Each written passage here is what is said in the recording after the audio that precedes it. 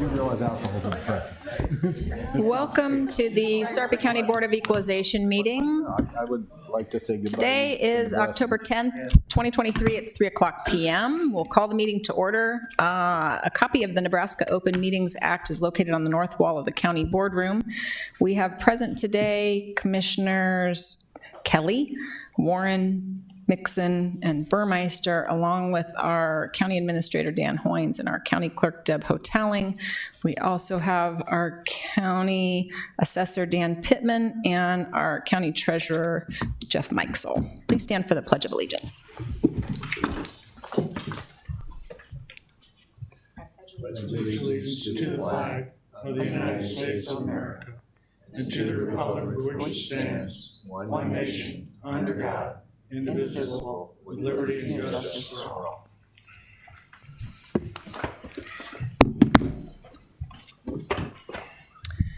Item number 4 is the consent equalization agenda. Would anyone like to see any items removed from the consent agenda? Motion to approve.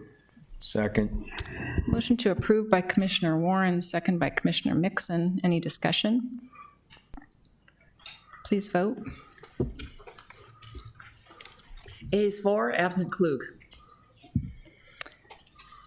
Item 5.1 is a protest hearing, failure to file property return Heartland Self-Storage LLC parcel 011601967 for year 2023, Dan Pittman, County Assessor. Good afternoon. Since this got on the agenda, we heard from the taxpayer's accountant, and there is no personal property to report at this location, so there'll be nothing to penalize. So the assessor is just recommending to not enforce a penalty, and not to call it late filing. I think the county attorney has some language for your motion if you want to do that. So what happens in this situation? They just didn't file the return, and then it gets to you, and how does it work? Because should they not send in a zero return then if they've been filing, or? Right, that's what you'd hope they would do. But when they don't, and you send out a failure to file, then they come back with their accountant and say, there is nothing to file. There's nothing to file. But we ask them, we say, could you please just send one in case you should ever pick up any assets? We'll keep you on our books. Okay, that's what I needed. Thank you.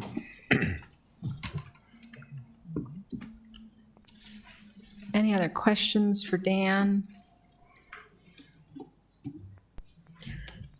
Anyone want to make a motion?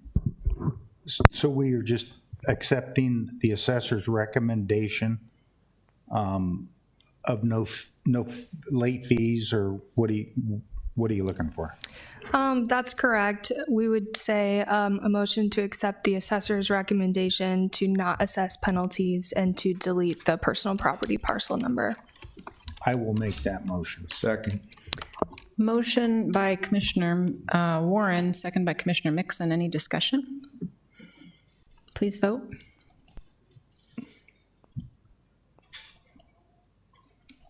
Ayes 4, absent Klug, motion carries. Item 5.2 is tax corrections 17284 to 17290, Dan Pittman, County Assessor.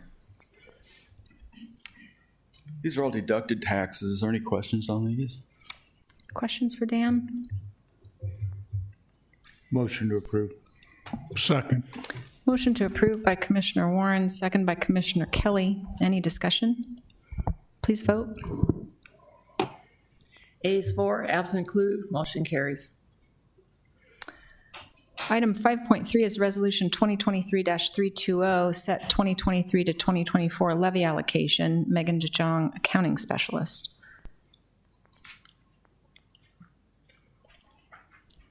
Just tell me when to table it. Just tell me when to table it. Yeah, that's all you gotta do. Sorry. We're just requesting that we table this until next week for the next board meeting. Introduce yourself. Oh, sorry. Megan Sorry, DeYoung. we're training, we're training. Yep, that's okay. No, Megan she's learning. DeYoung, Accounting Specialist. Okay. We're just requesting that we table this until next board meeting. And it's DeYoung, right? DeYoung. Okay, I'll try to get that right next time, but correct me if I forget. That's okay, no worries. Does anyone want to make a motion to table? Yeah, I'll make a motion to table this item till the 17th of October. Second. Motion to table by Commissioner Kelly, seconded by Commissioner Mixon. Please vote. Ayes 4, absent Klug, motion carries. All agenda items having been addressed as published, the Board of Equalization is adjourned. We'll reset for the Board of Commissioners.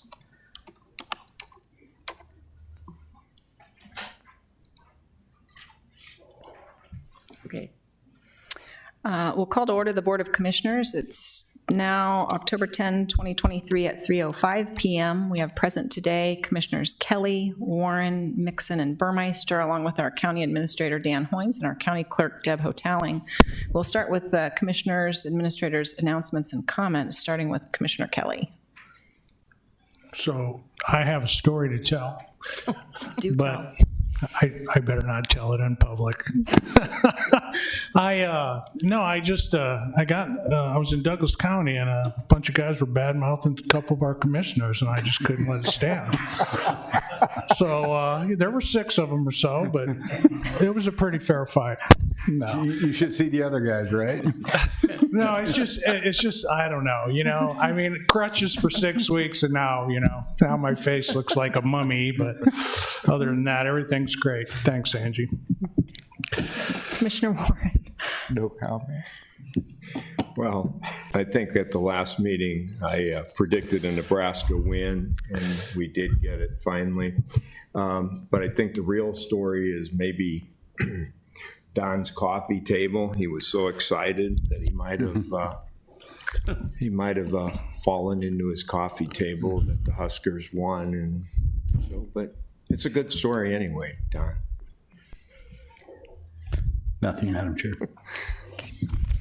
We will move on to the consent agenda. Item number 4, would anyone like to see any items removed from the consent agenda? Motion to approve. Second. Motion to approve by Commissioner Kelly, second by Commissioner Mixon. Any discussion? Please vote. Ayes 4, absent Klug, motion carries. Item 5.1 is a public hearing and resolution 2023-316, rezoning from AG Agricultural Farming District to AGR Agricultural Residential District and RE2 Residential Estates 2 District for a subdivision to be known as BFT Edition, lots 1 through 4 and Outlot A, Sarpy County, Nebraska, generally located northwest of 192nd Street and Sac Road. Applicant Nathan Burback for BFT Development, Inc., Jason Kubicek, planner. Thank you, and good afternoon, Commissioners. Notice of a public hearing for the following requests were posted by sign at the subject properties and published in a newspaper within Sarpy County jurisdiction. As you stated, Nathan Burback of BFT Development is asking for approval of a rezoning and preliminary and final plats for a subdivision to be known as lots 1 through 4 and Outlot A.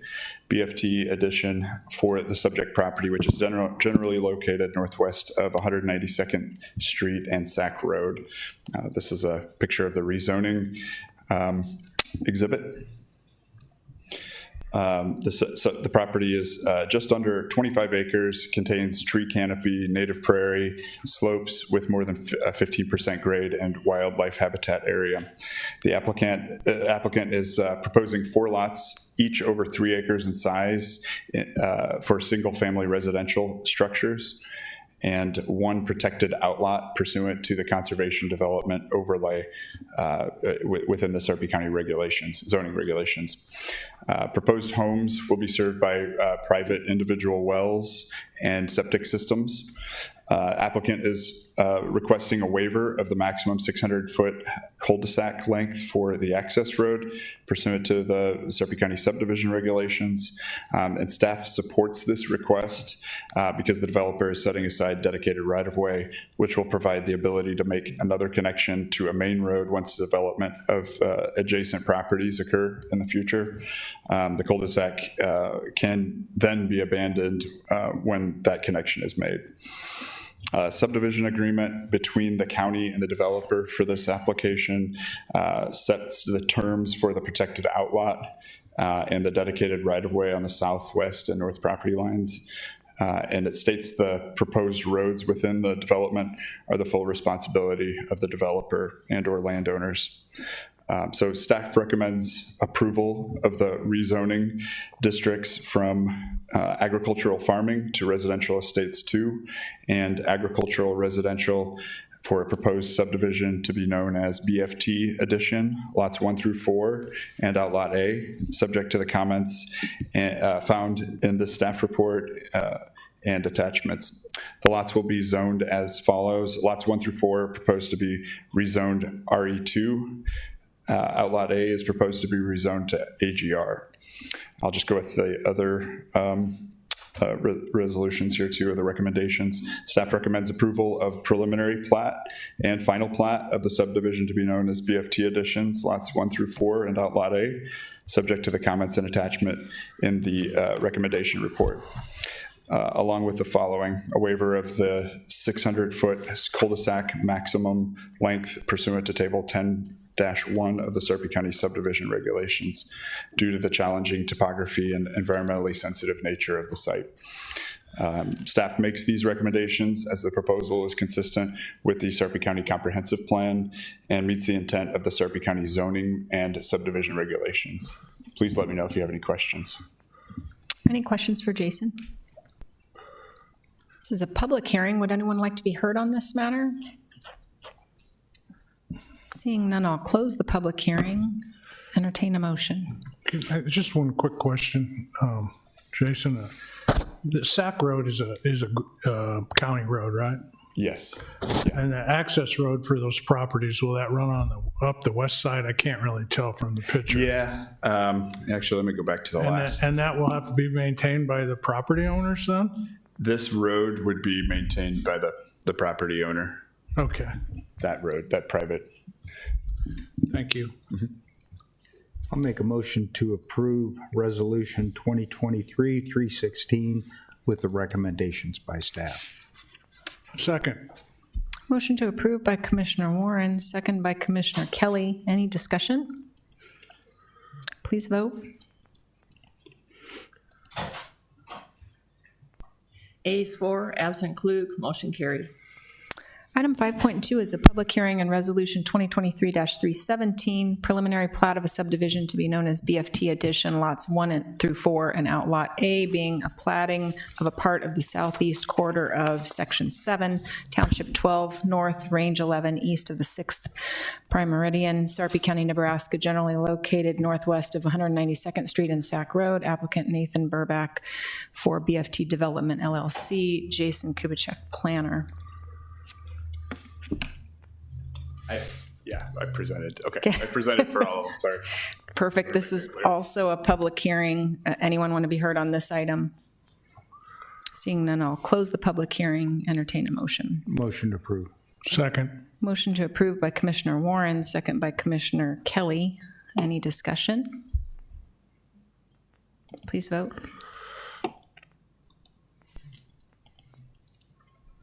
Ayes 4, absent Klug, motion carried.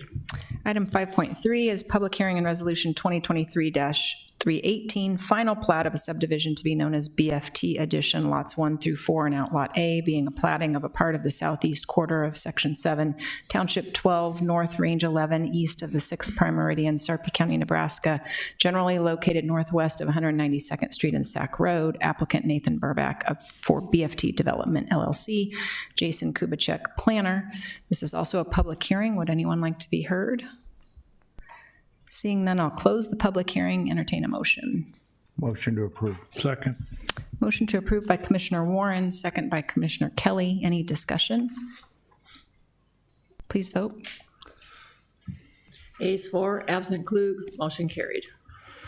Item 5.4 is Resolution 2023-319, subdivision agreement between BFT Development LLC and Sarpy County for a subdivision to be known as BFT Addition, lots 1 through 4 and outlot A, Sarpy County, Nebraska, generally located northwest of 192nd Street and Sac Road. Applicant BFD Development LLC, Kayla Hathcote, Deputy County Attorney. Kayla's not here today, but I think this is our customary subdivision agreement covering the usual issues. And I believe there may have been a little bit of a paperwork snafu. So if that the agreement was presented without the exhibits. So if your motion to approve the resolution could include the addition of exhibits A through, just include the addition of the exhibits to the subdivision agreement, that will cover it, and we'll make sure the record is supplemented. Any questions for the county attorney? Motion to approve. Second. And is the motion to approve with the attachment of the exhibits? Yes. Okay, Great. Thank you. perfect. Commissioner Kelly makes a motion to approve with the attachment of the exhibits, and Commissioner Warren seconds that motion. Any discussion? Wait a minute. Don, did you hit, hold on. Commissioner Warren, did you second? There you go. All right. Okay. Please vote. Ayes 4, absent Klug, motion carries.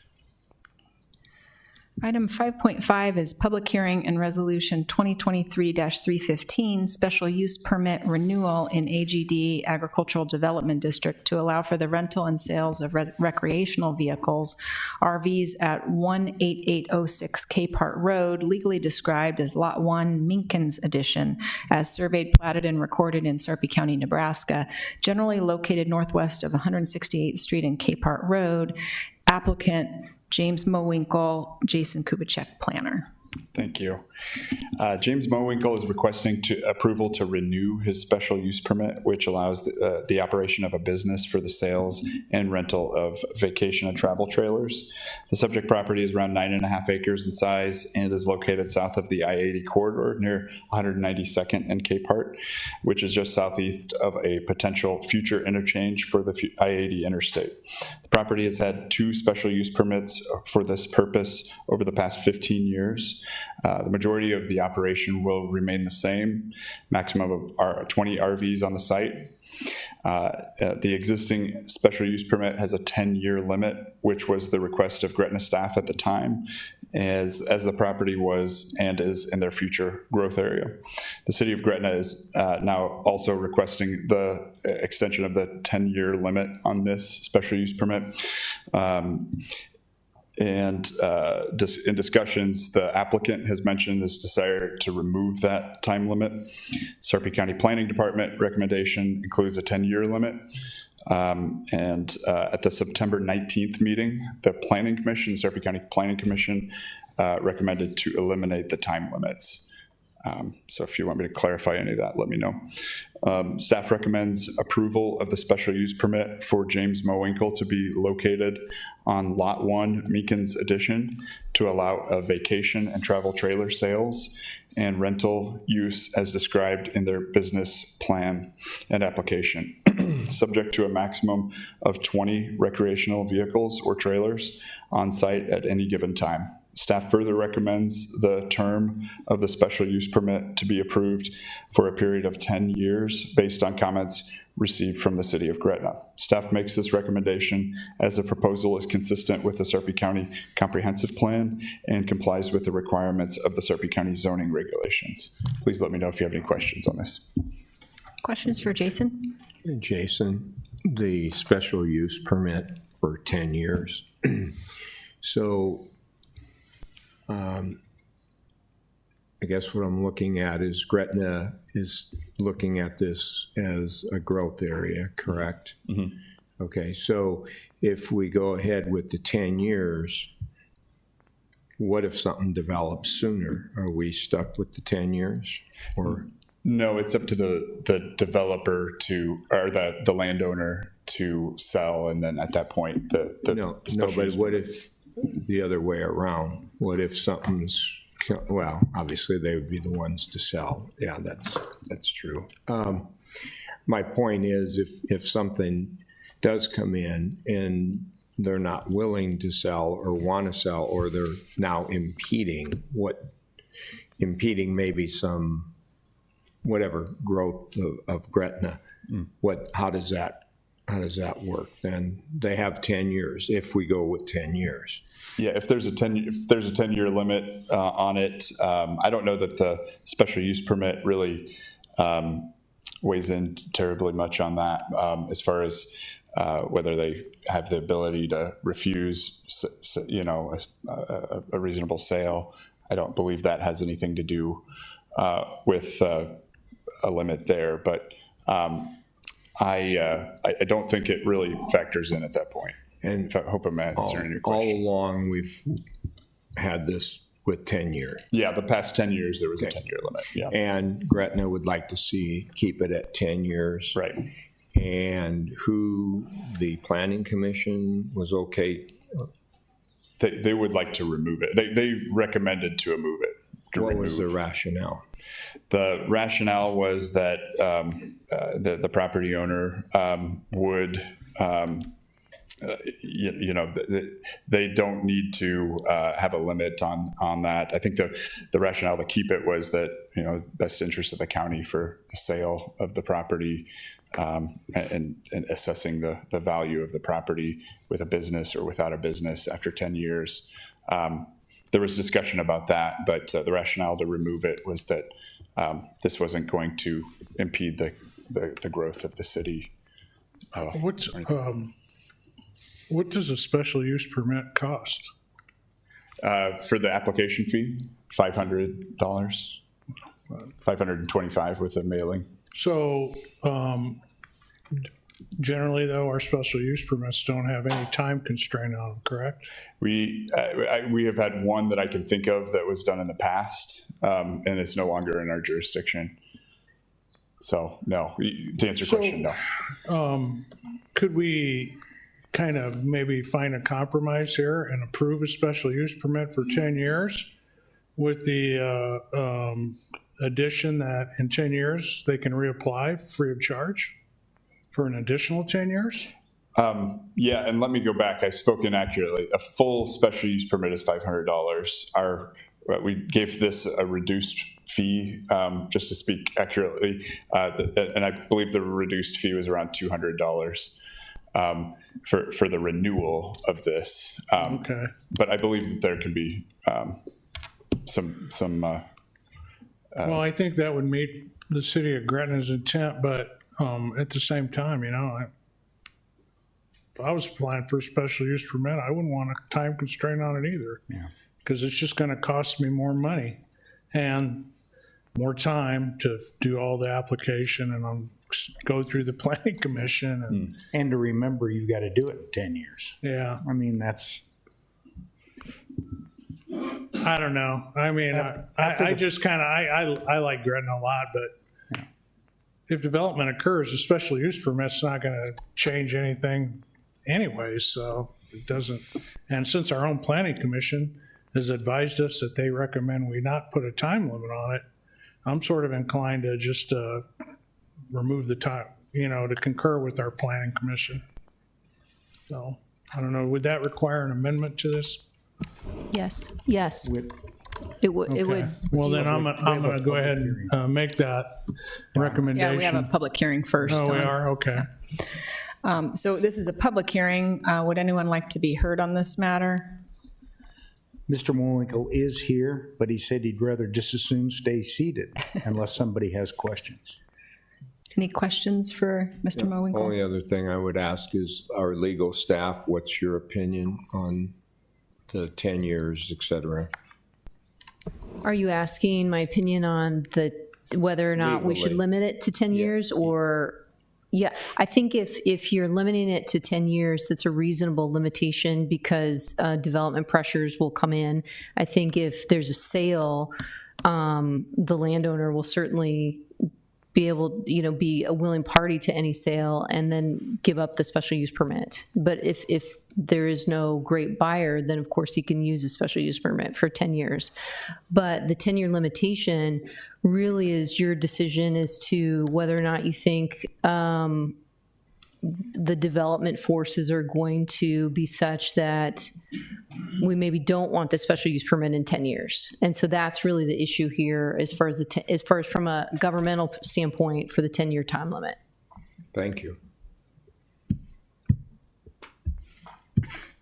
Okay, seeing no one coming forward, we'll close the public hearing and entertain a motion. Okay, so I'm going to make a motion to approve this special use permit, but I want to amend the the sixth whereas paragraph, and I just want to strike the words "for a term of 10 years."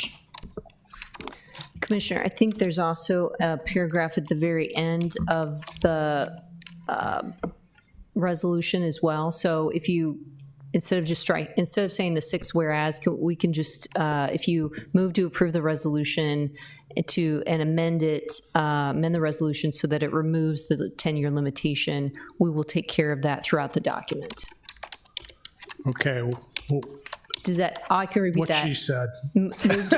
Perfect. Is there a second to what she said?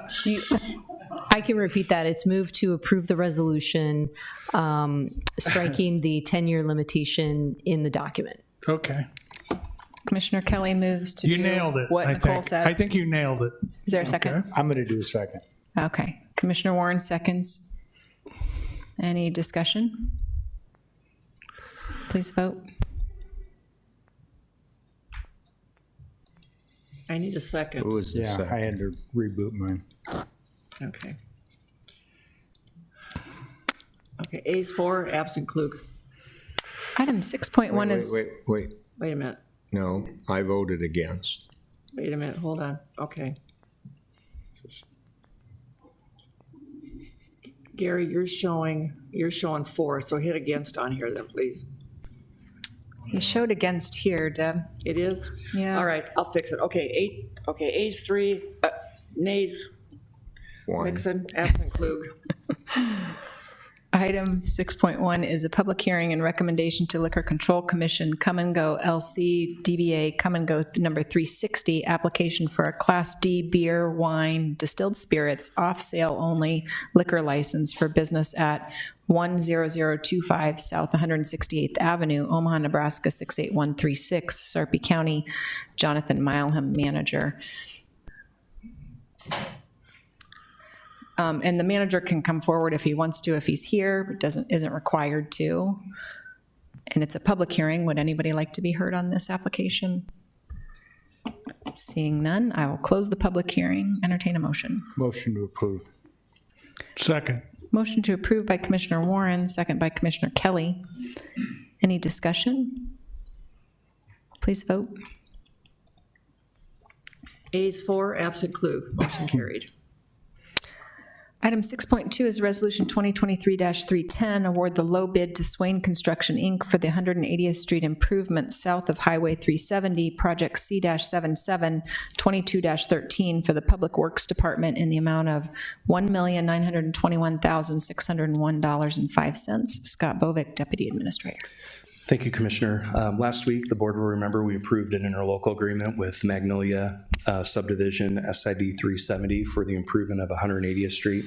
180th Street is currently a 2-lane asphalt road that's been there for probably 30 years and degrading and doesn't meet the site distance. So this is a project to take 180th Street, flatten it, make it 3 lanes. So now we'll have continuous concrete all the way to Schramm Road where Vala's pumpkin patch is, and also serve the development in this area.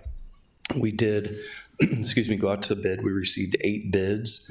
The low bid was right above $1.9 million from Swain Construction. The highest bid we received was $2.3 million, so very competitive bids. I think the timing of the bid was about the best you can be because contractors are starting to build their portfolio of work for 2024. So we're in early on that. I think it's also a pretty clean project because we'll be able to completely shut down the road. Magnolia will have access to the west on 186th Street.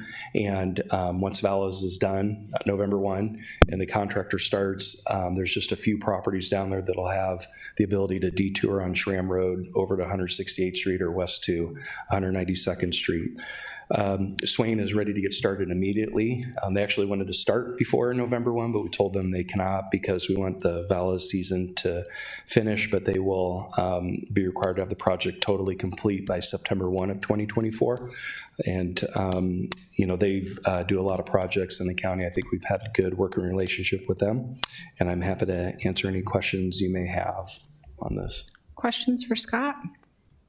So 186th Street, is that just a gravel road? 186th Street, as it appears here, is a gravel road, but Magnolia, the county and the city of Gretna are requiring them to pave that. All the way to 370? Yes, so the 186th Street will run from 370 down to, looks like Acorn Drive. And they'll actually, you can see here, Commissioner, they're going to plat right-of-way through there in case that would ever continue through there. But yes, Magnolia should be, I think the goal was to have that constructed yet this fall, but I think it's going to probably happen first thing in the spring. And then Magnolia is also going to contribute to the county's new traffic signal at 186th and 370. Okay, thank you. Make a motion to approve. Second. Motion to approve by Commissioner Warren, second by Commissioner Kelly. Any discussion? Please vote.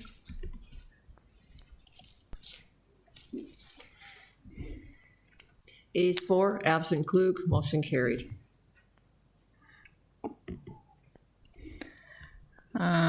Item 6.3 is Resolution 2023-312, County Treasurer to issue tax sale certificates to the County of Sarpy upon all parcels of real estate which failed to sell for want of bidders at annual tax sale. Andrea Gosnold Parker, Senior Deputy County Attorney. Good afternoon, Commissioners. This is a pretty standard resolution we've done for the past few years. Essentially, the Nebraska statutes direct that the county board should take action to foreclose upon any property that has taxes which have been delinquent for a period of at least 3 years and has been offered for sale at the annual tax sale, but which has failed to be purchased. There are two options. You can start the foreclosure proceeding immediately, which cannot be confirmed for a period of 3 years, or a tax certificate can be issued in the name of the county. And at the end of that 3-year period, then foreclosure action can proceed. In the past, the board has opted to go with the tax sale certificate option. And that is the recommendation, or the resolution before you today, is to issue tax sale certificates upon the parcels of real estate which failed to sell. This will remove the property that Commissioner Kelly had mentioned when the report was first brought up, the lake. There should be a tax correction. I believe it's on next week, though, removing that from the tax roll because it should not have been assessed. So that one will not have anything issued against it. Did he buy it? No monetary value. Okay. I can answer any questions. Just a quick question. I mean, the dollar amounts are pretty minimal, but a lot of these are outlots from subdivisions and SIDs. I mean, do we just let SIDs be deadbeats and not pay their taxes? It's not necessarily that they're owned by SIDs. Sometimes it's the developer owns them and then doesn't transfer the title, and it becomes an issue that way. It just depends on the parcel. There's different circumstances. Yeah. So if we add these as tax sale certificates, how many do we have from the past still on the books? I would have to look at the number I would have to look that up to This find just out. keeps growing every year. Yes, but then after after the statutory 3 years. period of 3 years, then we can act to basically put them at tax sale. So what's the or sheriff's difference? sale. What's the difference? I mean, I think what you said was option one, where we could just do nothing and you wait for 3 years and you foreclose. Or this one, we actually do this certificate, we wait 3 years, we foreclose. What's the difference? I think this process, when we go the foreclosure route to begin with, things are sold at tax sale or at sheriff's sale, I apologize, but the sale can't be confirmed for a period of time to allow the person to redeem. I think it's less likely that buyers would want to participate in a sale which they can't confirm for an extended period of time, as opposed to us waiting that period basically starting a timeline process for the person so that when the sale happens, it can be confirmed more quickly. Okay, so if we put it in this, I think I'm starting to understand this. If we put it in this tax sale certificate that's in the county's name, so no one can come in for 3 years to do anything to pay taxes against it, Yes. other than the owner. Well, I mean, can it be put up to be sold again at the next tax sale, or? there is a list available. If properties that are not sold at the actual tax sale can be purchased at a private sale later. The list of certificates owned by the county or in the county's name is also available so that people can come in and purchase those at any point during the 3 years. Okay, thank you. Any other questions for Annie? Motion to approve. Second. Motion to approve by Commissioner Warren, second by Commissioner Kelly. Any discussion? Please vote. Ayes 4, absent Klug, motion carried. Item 6.4 is Resolution 2023-327, operating agreement between Sarpy County Board of Commissioners and the Sarpy County Sheriff's Office for the provision of services in the Juvenile Justice Center, JJC. Dan Hoynes, County Administrator. Thank you, Madam Chair, members of the board. In 2013, the county board approved an operational agreement with the sheriff to operate the county jail and the Juvenile Justice Center. On July 1 of 2020, and that agreement was with the Board of Corrections, July 1 of 2020, the County Board of Corrections took over by a force of statute over 150,000, the operational control of the adult correctional facility. For the last 2 or 3 years, we've kind of been in this desert place, if you will, about operational control of the JJC. This agreement today would clarify and formalize the operational control of the juvenile justice facility between the county board and the county sheriff. It's a 4-year agreement upon execution with an option to extend for 2 years. And there's also a termination provision of a 1-year notice if things are not going well. The agreement specifically puts in reporting requirements between the sheriff and the Board of Commissioners, a monthly report, a quarterly in-person report, and the agreement specifies the types of things that this board has had an interest in working with the JJC to assure full operational control and good communication. I'd like to express appreciation before I ask for your approval to the board first, and certainly the sheriff, Tammy, and the county attorney for the opportunity to sit down and work through this the last few weeks. I think after kind of a lot of confusion, maybe, that this will give us a very good path on the directional control, and it will also establish a good line of communication between the board and the sheriff to operate this. So you combine approval of this agreement with the labor union agreement last week, I think we have a really good foundation now to sit down with the sheriff and Tammy and start to address some of these issues that we've been dealing with the last year. So with that, I would respectfully ask for your approval of the document. Thank you. Questions? Motion to approve. Motion to approve by Commissioner Warren. Is there a second? Second. Second by Commissioner Kelly. Any discussion? Please vote. I just have one question.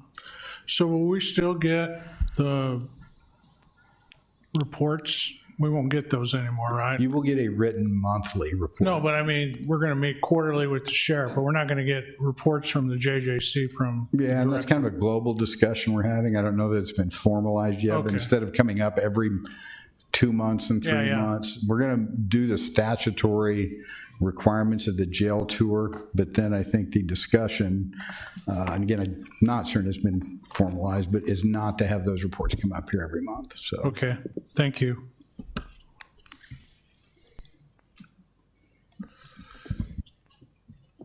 Ayes 4, absent Klug, motion carried. one comment if I could. Jeff, thank you very much for the operation of the facility. Thank you. I want to add one thing too. I have to be driving by with Commissioner Kelly, defending you guys. And then I'm the toughest preschool here. Thank you very much. You notice he said that after your affirmative vote to give him control, right? I know. That's classic. He's sheriff for a reason. Item 7.1 is presentation on health, dental, and ancillary insurance renewal for 2024. Scott Bovick, Deputy Administrator, Mike Williams, and Jim Garbino with First National Insurance Company, FNIC. Thank you, Commissioner. Again, this is on for discussion today. No action today on the renewals, but we did want to come talk through these renewals with the county board. All good news this year. We did receive, Mike and Jim represented us well working through the process, and we are looking at a 0% renewal on the health insurance and our ancillary benefits. Which is good news. And we will see a 5% increase on our dental insurance. It's just important for the board to note that that's about a $25,000 a year increase, so not a significant amount of funding needed for that. One of the things that will be new this year, and it's a natural progression that the county has gone through over time. 15 years or so ago when I started here, the county had a fully insured plan with Blue Cross Blue Shield.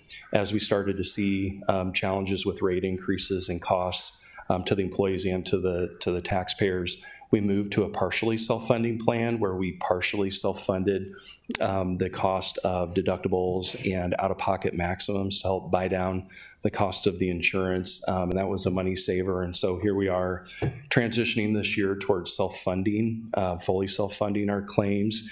And so that will have a few mechanical changes to how we process some of these claims. And over the next couple weeks, October 24th, October 31st, county board meetings, you'll see some documents that are new to the board to make that approval happen. And so walking through a few of those items, Blue Cross Blue Shield will remain our partner. They will serve as our third-party administrator, and so all of that claims process will be managed directly through them. It'll be similar to what they've provided us in the past. We'll also, when you're self-funded, you engage a reinsurance company, and so there's a company named BCS. We'll enter into a contract with them. They will provide us reinsurance for any claims that exceed $150,000, and Jim and Mike have helped us put that agreement together. With the self-funding, because we will be funding those claims directly, we will create an internal service fund. And so in a resolution here in a couple weeks, you'll approve the creation of that internal service fund. It will be a fund where all of the health insurance contributions from employees will be deposited, the county's funds will be deposited, and then the payments of the claims will come out of that for Blue Cross Blue Shield to pay those claims. Besides the 0% renewals, the employees and the health insurance providers will also see a real benefit because we will no longer have two claims payers in our system. As many employees know, Blue Cross Blue Shield and EBS, our partial self-fund payer, would both pay claims. And so this will be simplified. We'll have one payer. It'll be Blue Cross Blue Shield. So the confusion with healthcare providers and employees processing claims will be simplified, will go way down. Human resources, fiscal, the county clerk's office, county treasurer's office, county attorney, we've all been working together on some of the mechanics of how this will work. And we'll continue to update the board on some of those new features as we get closer to the approvals at the end of the month. We are on schedule for open enrollment to occur November 1 through November 10th, and that is probably a little bit ahead of the game of where we typically are, but that process will be managed by HR at the beginning of November. With that, I'm happy to answer any questions. I know Mike and Jim are here as well. It's been a big team. I know Dan has been really involved as well on us trying to figure out solutions to be able to mitigate health insurance costs into the future for the benefit of the employees and the benefit of the taxpayers. So happy to answer any questions that you have. Okay, I've got a couple. The first one is pretty easy. It's just a comparison. So if we stayed the same, made no changes, did not go to self-insured this year, what would the increase have been? we looked at some of those numbers, and I think we were close to a 5%. 5%. Renewal. Yeah. Keeping everything the same. Right. It would have cost all the employees 5% more. Yeah, the health insurance would be a 5% increase. Okay. And going to the self-funding, then obviously we're keeping everything the same, 0 increase. Right. Okay. Okay, great. Sounds like a good plan to me. Does this have wellness incorporated in it or no? This is just the renewal at this point. I know, and I kind of got involved a little bit late on this, but I know Mike Williams is looking at the wellness thing. So probably once we get through the renewal, Commissioner, we'll be back talking to you about the wellness. Yeah, I kind of knew the answer. But I kind of wanted to tee it up as what I'm going to be working on next year. When we renegotiate our collective bargaining agreements, I think we need to monetize wellness, because the success of a self-insured program is only as good as our claims to benefit ratios. And the way to improve those is to put people on a path to wellness and health.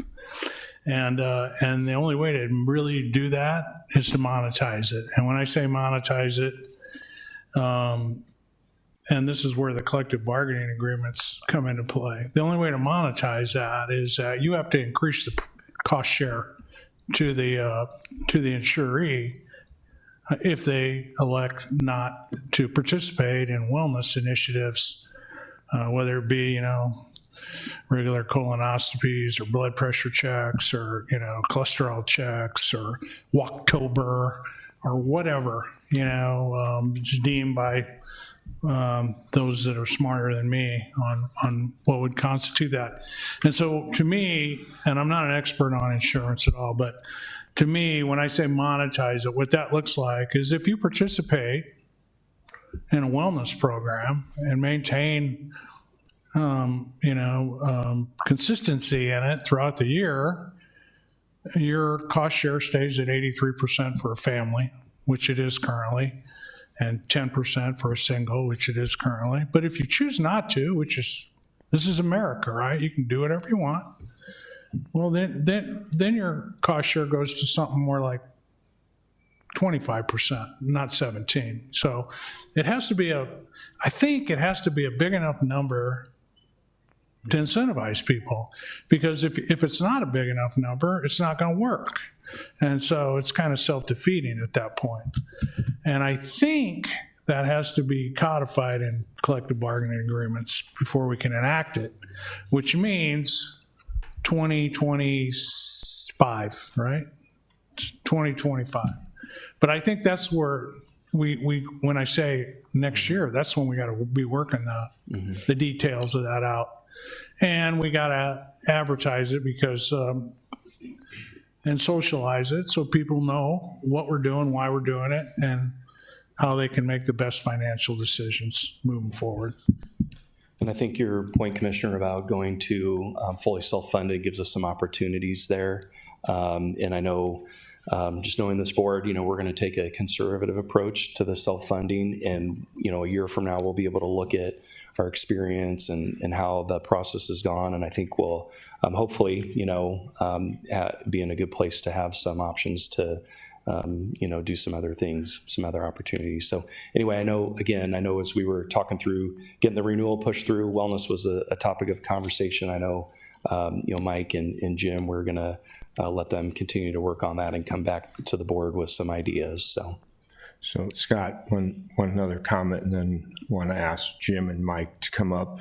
The other comment is just, like you said, after looking at this 1 year, I just want to make this comment that 1 year is only 1 year.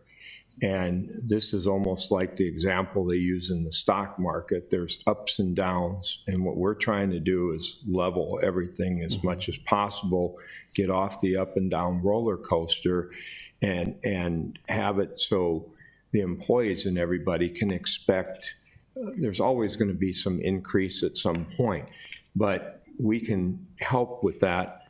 But the first year, yes, we might go the opposite way, and we're 500,000 in the hole.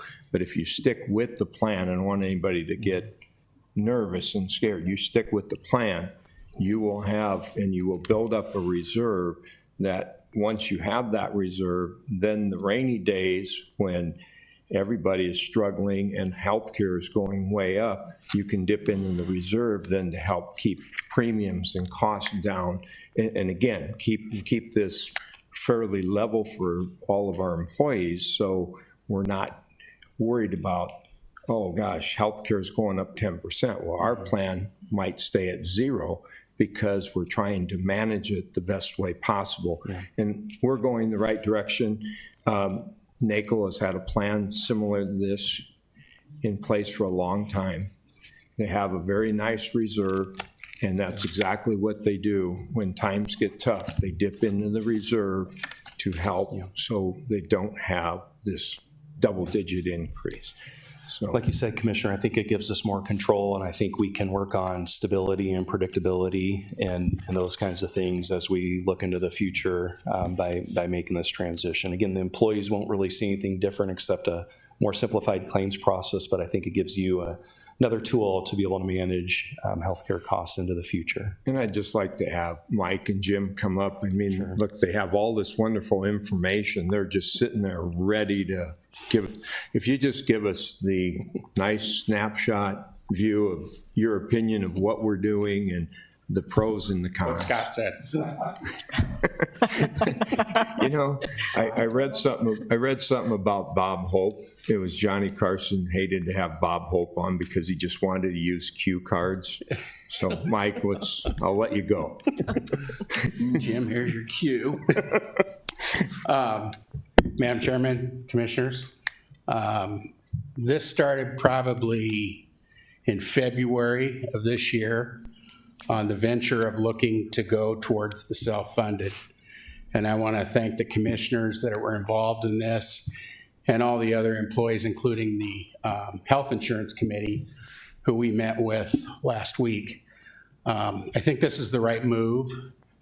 As Scott said, it's a way for us to manage our health plan, and I'm glad you brought up this is not just an annual event. This is something that's long-term, and we're going to have our ups and downs, and it's all based on claims. And I also very much agree with Commissioner Kelly as to the wellness plan. It's a very important part of any health insurance, but more especially a self-funded, to help us as a county control and help our employees.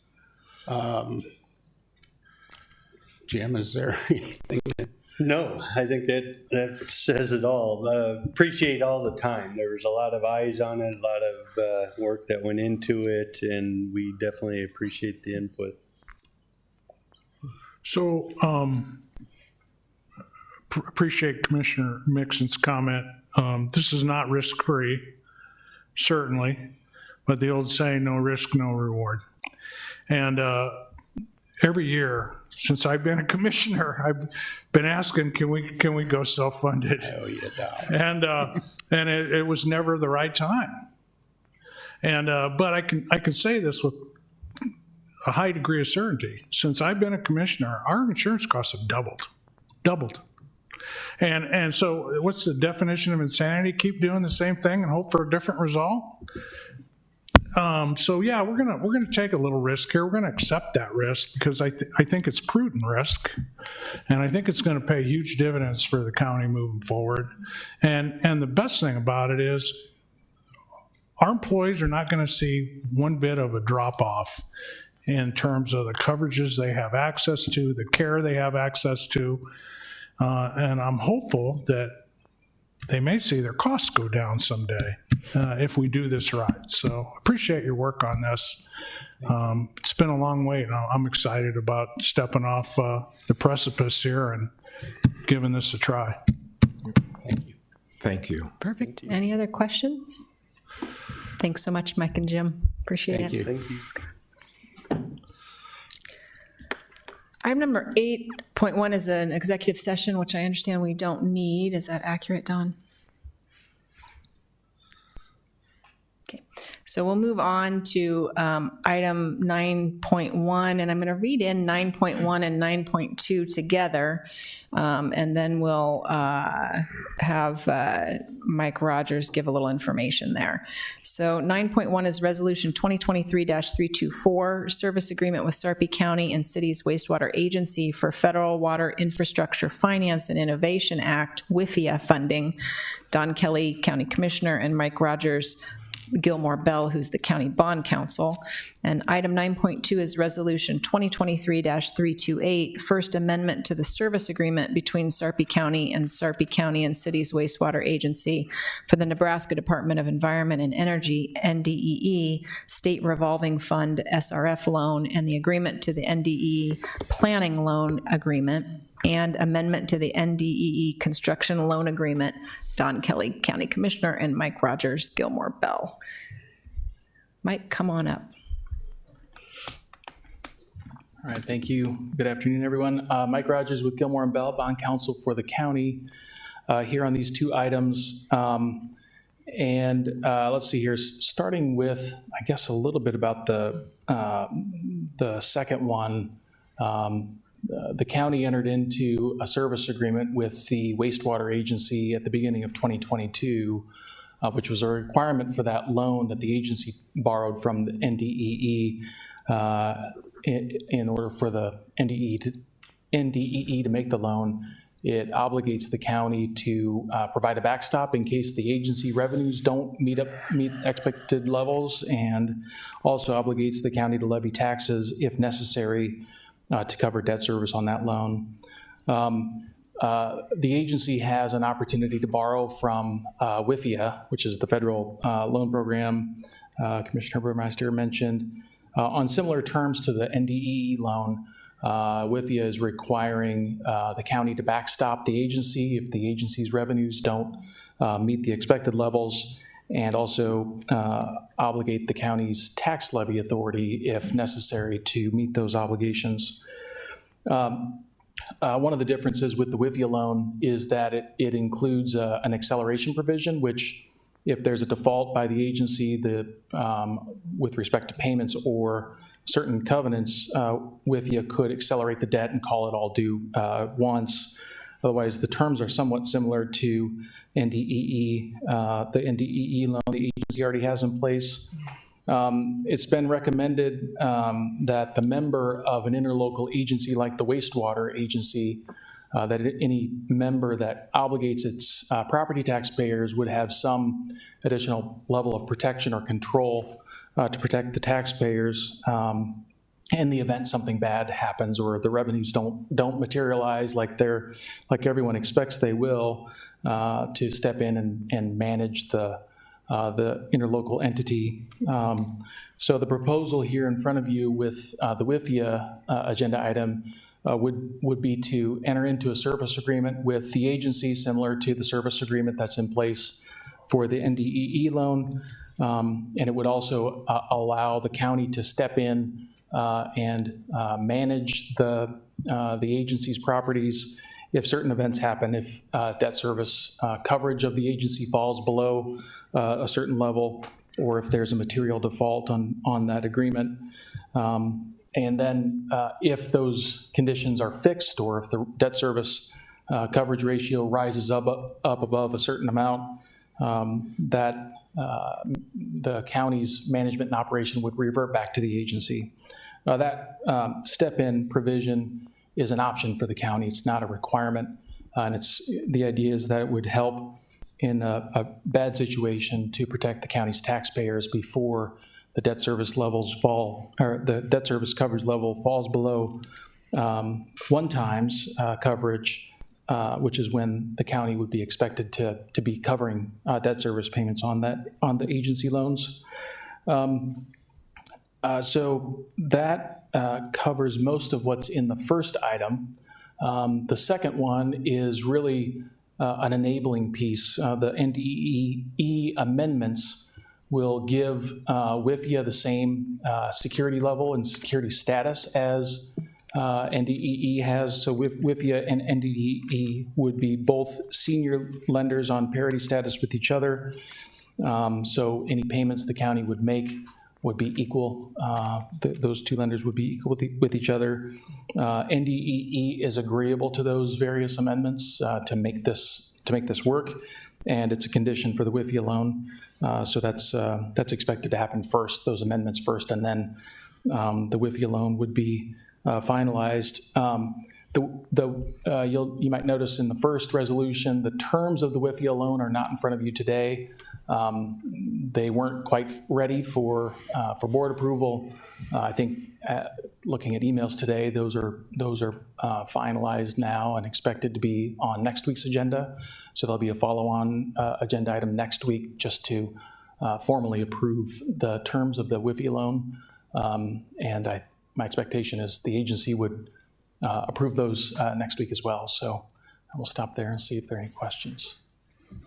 Any questions for Mike or Commissioner Kelly? Did you have anything you wanted to add to? Well, I just, I don't know, I was thinking back, first of all, I appreciate your leadership, Commissioner Burmeister, on making sure that the county's financial interests were protected and that the service agreement was structured in a way that does that.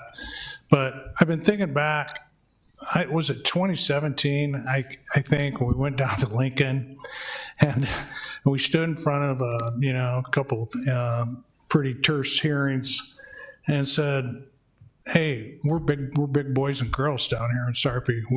We've been doing sewer for 30 years and we've never once had to raise taxes. But now we're going to ask for your permission in case something catastrophic happens or something goes wrong. We're going to ask for your permission to be able to levy taxes. And we told our story, and we got approved 46-0 in favor. And so, although I don't ever anticipate that we have to do that, this is sort of a necessary evil, because this is a once in a generation. I've said this many times. This is a once in a generation. This is, and I know you could be in politics a whole career. Lord knows we got enough of them in DC, but they never have really any generational impact on anything.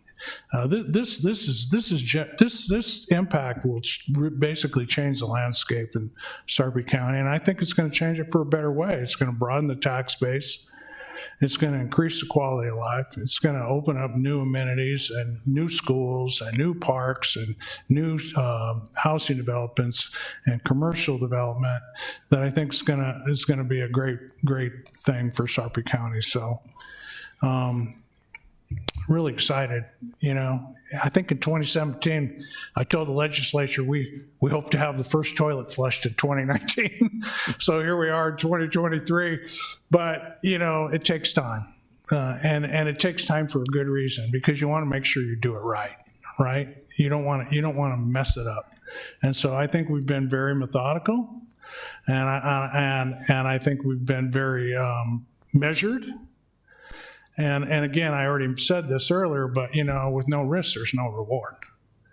But the rewards that await Sarpy County as a result of this sewer infrastructure going in are really immeasurable. It's really going to be a great thing. And so appreciate all your work on this. You've been a very sage counsel, not only for the county, but your words of advice to the actual agency have been very, very effective and very well received. So I appreciate all your work on this. Thank you. Mike, I was listening to your riveting presentation, and I'm Bond glad attorneys are always riveting. Yeah, That's one of our features. I'm glad that people like you that are knowledgeable and willing to dig into this, and although I think what we had was good, it's better, and that's good for taxpayers. That's good for everybody, and there'll be no holdup to the agency moving forward. So, thank you. My comment is both of these gentlemen have given well-said comments, and I look at this from 2017 on, or however long we've been engaged in this, and all the work that has gone into it. And the bottom line is, if we don't If we're not able to do this, the county stops growing. If we're able to do this, which, and I'll share a point here, if we're able to do this, the sky's the limit for Sarpy County, and it's amazing. Once in a generation, probably once in 100 years, to do a project like this, and all of the time and effort that has been put into this over the years, it's just been amazing. And we will see all of the benefits and all of the rewards that you'll get with taking this risk. I look at this and I see an agency, the NDEE, that is willing to let the WIFIA be on equal grounds for credit. That, to me, says there's a strong vote here already by these agencies of what we're doing. And because that is rare that you see anybody in lending that has the first lien basically on a property to allow another person to be on equal standing or another entity on equal standing. So kudos to everyone involved, because, and as Commissioner Warren said, this has actually gotten, it's so, everything that has been done here lately has made this so much better. And I appreciate all the hard work everybody's put into it. Thank you all. I just want to say thank you, Mike, for all your hard work. The sewer agency is this strange collaboration of all of the cities in the county, which in and of itself is somewhat groundbreaking. And putting something together like that requires a lot of collaboration that you don't often see. So it's exciting to be a part of that collaborative effort. And I appreciate Don's leadership serving on the sewer agency board all this time since the beginning.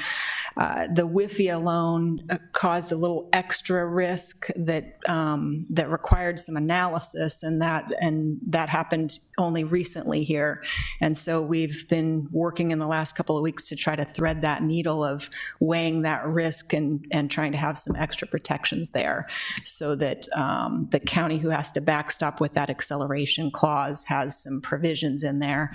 And weighing that risk with the collaborative effort is difficult at times, and so I really appreciate that the cities also work together to try to come to something that could work. And these are all subject to board votes, of course, so that makes it more complicated for both you and Adam Charlson, who's the agency's attorney. We appreciate that you and Adam worked together to try to bring something to both boards that weighed the details, went through all of the things, and looked at the legal impacts that aren't the job of the people up here, and boil them down for us into something that was digestible. So that's a heavy lift in a very short period of time, and bring us something that we could work on together. So I agree with everyone's comments. It's an exciting time, and we've got something here. I always say when we have like a mediation of things, you're usually, you have a good deal when neither side is 100% happy. I would have liked to have a few more things favorable to the county there, and hopefully the agency board sees that we've come into the middle, and that's how you make good decisions together when you're having a collaboration. So appreciate your efforts here, and I'm excited to see things going forward. Thank you. Any other questions? There's one more thing on the second resolution. There's Sure. some additional language I think you know about that would help clear the way for the NDEE loan documents to proceed to be signed. It would allow changes to be made to the extent necessary to make that service agreement with NDEE consistent with the WIFIA service agreement, which is in your board packet. I'm not sure that any will be required, but if anything's necessary, it would allow that. It would allow that to happen. Okay, perfect. Any other questions? Okay. I have that language. Don, do you want me to make that motion? That's actually on item 9. Second motion. Oh, okay. Right. So we'll go with the, we'll start first with the entertaining a motion on item 9.1. Yes. So moved. Second. Motion to approve by Commissioner Warren, second by Commissioner Mixon. Is there any discussion? Please vote. It won't let me. Are you voting? Oh, there we go. There we go. Ayes 4, absent Klug, motion carried. And then item 9.2, I can make that motion. I move to approve Resolution 2023-328 with the addition of the following sentence to the end of Section 2. In addition to minor and ministerial adjustments, the chair of the board may also approve changes to the SRF service agreement amendment to conform the SRF service agreement to the terms and provisions of service agreement for the WIFIA loan, which service agreement was approved by the county board pursuant to Resolution 2023-324, as determined necessary or appropriate by the chair of the county board in consultation with the county's bond counsel and the county attorney's office. A very lawyerly drafted motion. Second. Motion to approve with that amendment by Commissioner Burmeister, second by Commissioner Warren. Is there any discussion? Please vote. Ayes 4, absent Klug, motion carried. All agenda items having been addressed as published, the Board of Commissioners is adjourned. Thank you so much for doing it another time. Okay.